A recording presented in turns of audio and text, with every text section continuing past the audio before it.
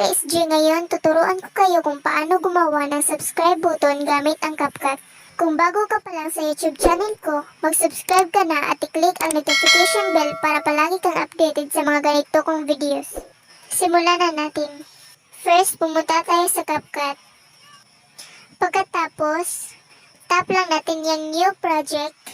Then, hanap lang tayo ng video natin. So, sample lang po ito. Then add. So, ito yung video ko na lalagyan natin ng subscribe button. Pagkatapos, hanapin lang natin ang overlay. Then, add overlay. Tapos, add lang natin itong green screen subscribe button. Kung hindi pa kayo naka-download nito, may video po ako kung paano ito i-download. Ilalagay ko na lang ang link sa description box. Pagkatapos natin i-add ang ating green screen subscribe button, hanapin lang natin ang chroma key.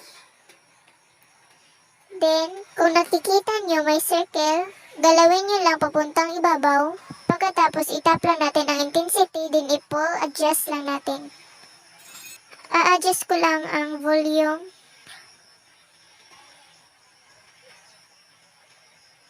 Depende lang sa inyo kung ano yung gusto nyo.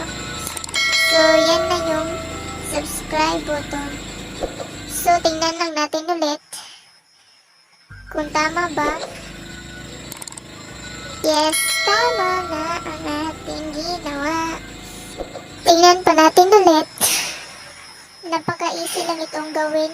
Sana masundan nyo itong tutorial na ito. So, ganyan lang kadali mga ka-SJ. Sana may natutunan kayo. Please give a thumbs up and subscribe for this video.